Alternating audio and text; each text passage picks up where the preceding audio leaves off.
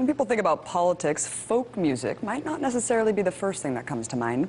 But folk has a long and active history when it comes to grassroots organizing and putting the power back in the hands of the people. Two such artists are Harry and Tom Chapin, brothers and prominent humanitarians. And today, Tom's daughters Abigail and Lily Chapin have carried on the family legacy. The duo joined me earlier along with the grandson of legendary folk singer Pete Seeger, to play some music and promote the upcoming Seeger Fest in New York. Here are the Chapin Sisters performing Palm Tree.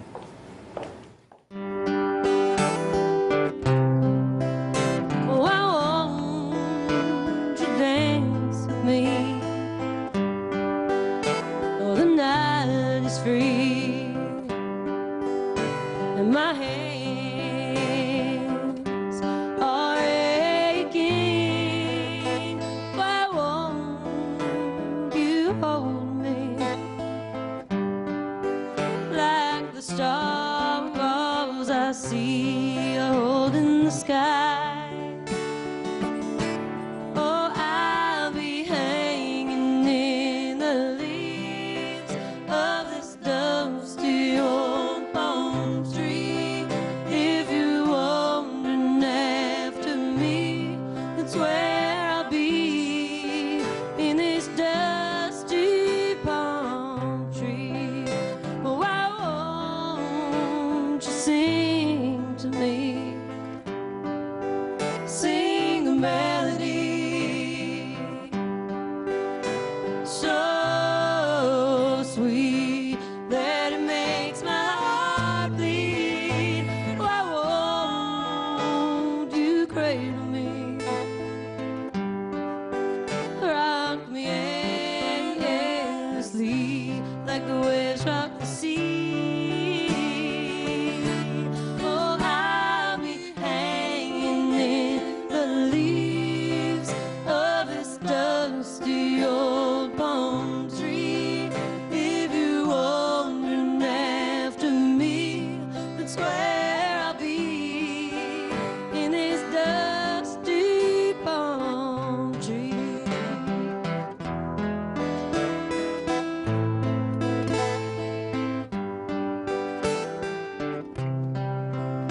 Well, why don't you run to me, cross the sand to be, scrape the sand with your feet, lean up against this tree where I'm swinging in the breeze, just out of reach.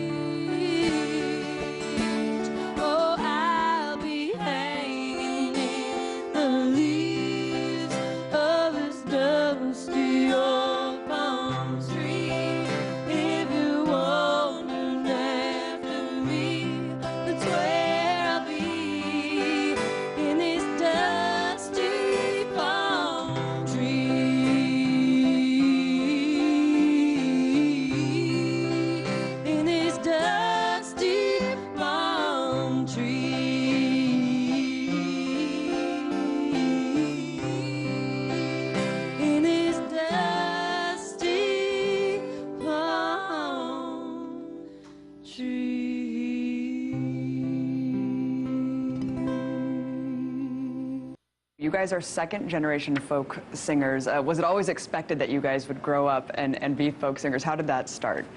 I don't think it was expected at all.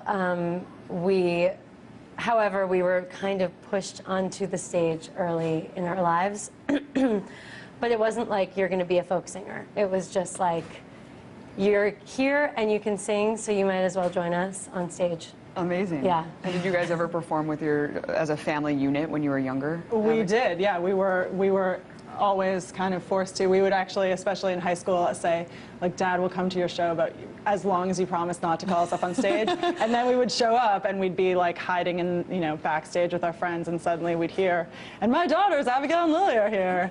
And so suddenly we'd be he would have broken his promise. But, you know, it was kind of a fool me once, shame on you, fool me twice, shame on us situation. It was like fooled us 1,000 times, and still we went. Lily, you guys also contributed music to Occupy. What was it about that movement that inspired you guys? The good thing about Occupy is that it stood for so many things that we believed in. We grew up believing that music is, as well as being an amazing tool for community and for art, it's also a platform. So if you're going to stand on a stage, you might as well also stand for something. So the Occupy movement it came at a time when there were a lot of issues at stake, and we were there to participate with everybody else. Yeah. Yeah, absolutely. Abigail, you guys are performing at an amazing folk festival coming up, the Pete Singer Festival. Talk about why this is particularly personal for both of you guys and your family unit. Our great aunt went to college with Toshi, actually, in the 30s at Bennington, and so our families have known each other for a very long time. We grew up in the Hudson Valley. So we also grew up, our father, Tom Chapin, has been doing benefits for the Hudson River, for Clearwater, for everything. Anything he's asked to do, he'll always do, and often since of the proximity, those shows were with Pete. Katama, you are Pete Singer's grandson. When he passed, it was like the world paused for a second and reflected on what his music really brought to just everyone, activism and everything. What made you want to put on this festival? My grandfather really liked folk concerts, so I'm putting on a folk concert honoring what he did. And Katama, we found out recently that the FBI is set to release a plethora of documents on your grandfather, Pete Seeger. Not too surprising, I guess, that he was spied on, since all these people were spied on in that COINTELPRO era. Were you guys surprised to find out that he was so heavily surveilled? I've never been able to send a card to my grandparents. Mail has never gotten to their house that I've mailed, ever. You know, phone calls have this static in them.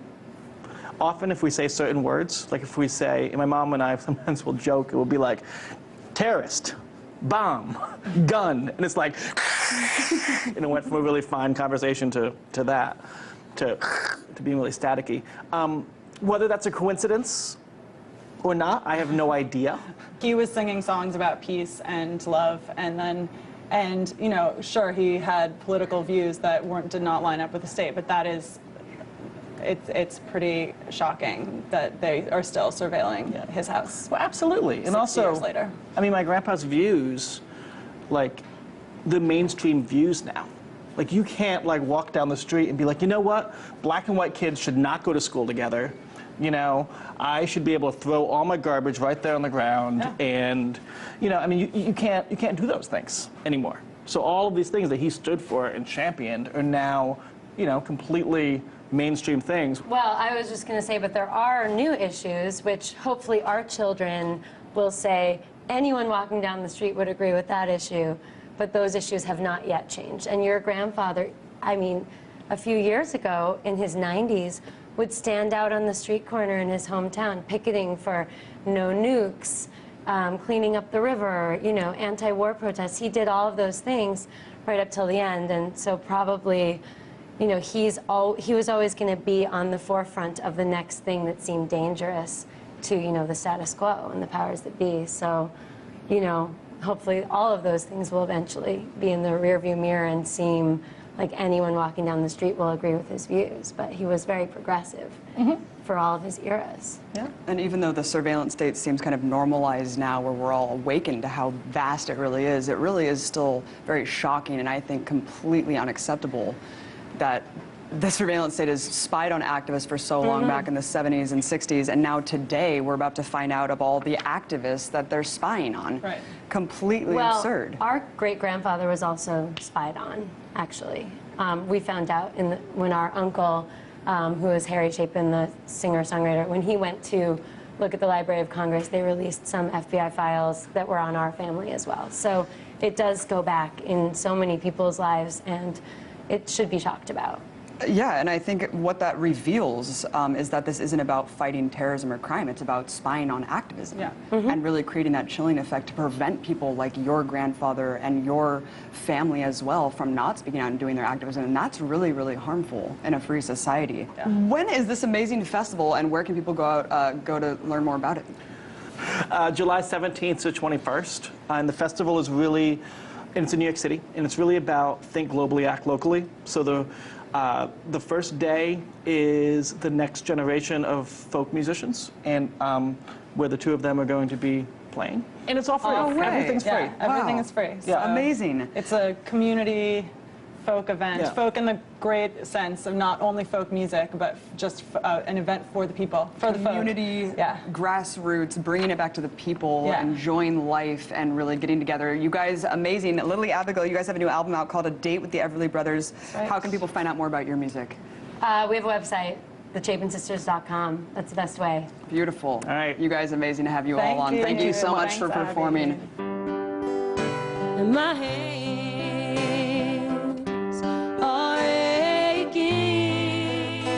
Why won't you hold me? Read on the family legacy. The duo joined me earlier, along with the grandson of legendary folk singer Pete Seeger, to play some music and promote the upcoming Seeger Fest in New York. Here are the Chapin Sisters performing Palm Tree.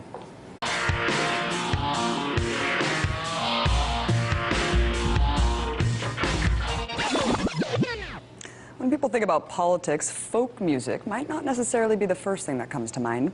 But folk has a long and active history when it comes to grassroots organizing and putting the power back in the hands of the people. Two such artists are Harry and Tom Chapin, brothers and prominent humanitarians. And today, Tom's daughters Abigail and Lily Chapin have carried... Oh, I want you to dance with me. Oh, the night is free.